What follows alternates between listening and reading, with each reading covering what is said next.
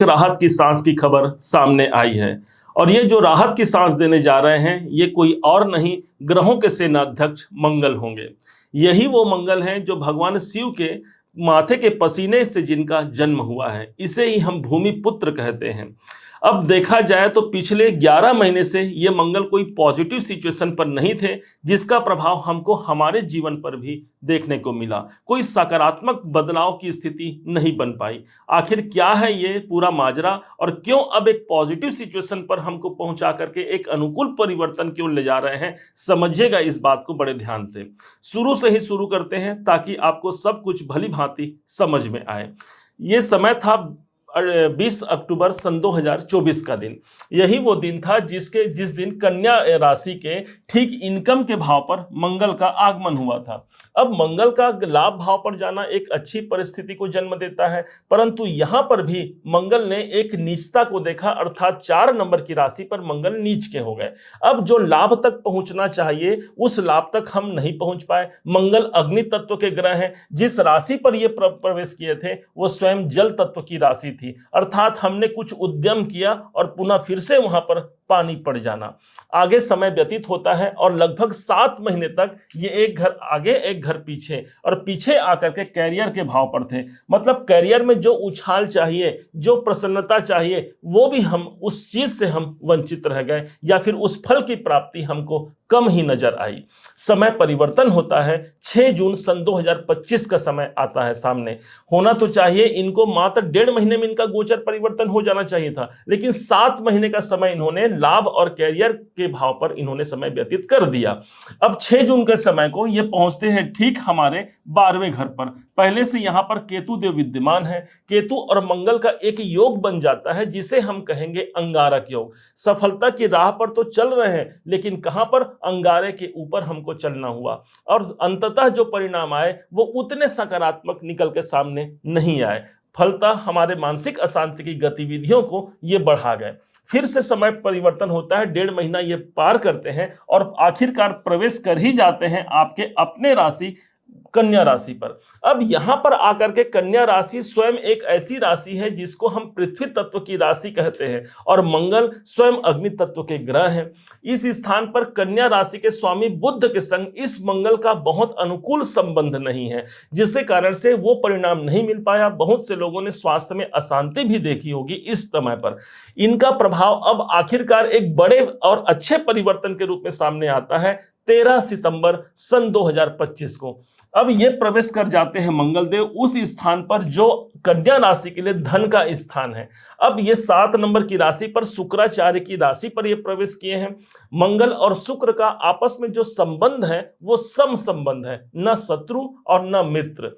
इस हिसाब से मंगल स्वयं अग्नि तत्व के ग्रह हैं, और जिस राशि पर ये प्रवेश किए हैं अब इनको प्रॉपर वायु तत्व की राशि मिली है। एक आग को जलने के लिए हवा की आवश्यकता होती है, अब वही ऑक्सीजन मिल गया है यहां पर मंगल को। अब ये जो कार्य करेंगे वो ज्यादा मजबूती से हमारा निकलकर सामने आएगा। समझिएगा प्रेडिक्शन क्या निकलकर सामने आता है। दूसरे भाव का परिणाम हमको मिलना है।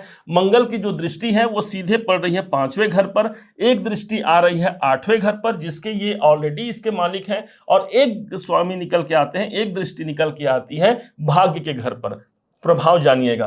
द्वितीय भाव पर मंगल का होना, मंगल हमारी एनर्जी है, तो एनर्जी कहां गई, धन के भाव पर। इसलिए हम धन से जुड़े हुए कार्य पर एक सेनापति की भांति आगे बढ़ पाते हैं। कोई आर्थिक मामले को हम सुलझा करके कोई आर्थिक लक्ष्य तक ये मंगल हमको पहुंचा जाता है। कोई कौटुंबिक अशांति चल रही है वहां पर भी हालांकि हमको कुछ ध्यान देने की आवश्यकता रहेगी, कुछ परिवार में कुछ आर्गुमेंट इत्यादि से, लेकिन ये मंगल फिर भी हमको एक पॉजिटिव सिचुएशन से निकाल कर ले जाएगा, क्योंकि यहां पर एक आग एक हवा के स्थान पर मौजूद है।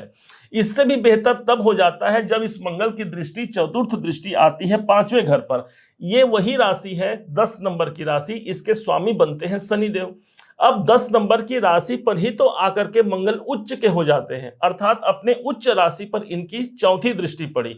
मंगल को हम प्रोटेक्टर कहते हैं। सुरक्षा की दृष्टिकोण से यदि देखा जाए तो संतान संबंधी कोई बाधाएं हैं वहां पर हमको सुरक्षा प्राप्त होती है। कोई इस समय पर आप बेहतरीन आप डिसीजन ले सकते हैं, कोई क्रिएटिविटी संबंधी कार्य पर आगे बढ़ सकते हैं।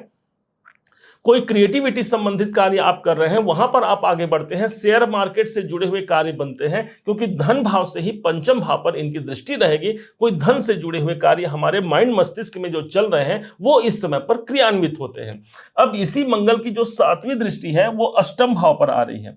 अब अष्टम भाव के ये खुद मालिक हैं। अब कोई भी ग्रह जब अपने घर को ही देखेगा तो उस घर की बिगाड़ नहीं करेगा। इसलिए यदि कोई रुकावट, कोई परेशानी, कोई डिप्रेशन, कोई तनाव चल भी रहा है तो उस तनाव से हमको मुक्त करने के लिए मंगल ने अपने ही घर पर दृष्टि प्रदान कर दिया। अब यह बात समाप्त नहीं हुई, मंगल के पास एक और अंतिम दृष्टि बची हुई है और वो दृष्टि है सीधे इनके भाग्य स्थान पर, इनकी 8वीं दृष्टि। अब भाग्य उन्नति के लिए जो बारंबार भाग्य हमारा अवरोध चल रहा था या हम जिस सिचुएशन तक पहुंचना चाह रहे थे, तमाम मेहनत और के बाद भी उस सिचुएशन तक नहीं पहुंच पाए, उल्टे परेशानी चल रहे थे, तो अब हमारा भाग्य एक सपोर्ट करता है, साथ देता है, हम किसी कार्य को भली भांति आगे बढ़ा पाते हैं। चूंकि ये पोजीशन मंगल का 1.5 महीना रहेगा, 28 तारीख के बाद भी यदि देखा जाए, आने वाले 4-6 महीने को भी यदि देखा जाए तो मंगल 1.5 महीने के लिए अपनी ही राशि पर आ जाएंगे, ये भी अनुकूल हो गया। इसके पश्चात ये घर आगे प्रवेश करेंगे तो गुरु की राशि पर आएंगे, ये भी अनुकूल होगा, भाई अपने मित्र की राशि पर रहेंगे, गुरु की राशि पर रहेंगे। इसके बाद फिर से ये आगे आएंगे तो अपने उच्च की राशि पर रहेंगे। तो इस हिसाब से यदि देखा जाए तो पिछले 11 महीने की जो अशांति है वो इस समय से 13 सितंबर से लेकर के आने वाले लंबे समय तक यही मंगल का सपोर्ट हमको मिलने जा रहा है, जो हमारे हिम्मत, हमारे कॉन्फिडेंस को बढ़ा करके एक सफलता के मुकाम तक पहुंचा जाएगा। उम्मीद है आप सबने इसे समझा, आप सबने इसे जाना है। यदि आपने इसे समझा है, जाना है, मेरे समझाने का प्रयास यदि आपको सार्थक लगा हो, मेरे समझाने का तरीका यदि आपको सार्थक लगा हो, तो हर बार की भांति इस बार भी अपना प्यार भरा लाइक और कमेंट करना कभी मत भूलिएगा। और हाँ, यदि अभी तक आपने चैनल को सब्सक्राइब नहीं किया है, सब्सक्राइब जरूर कीजिएगा।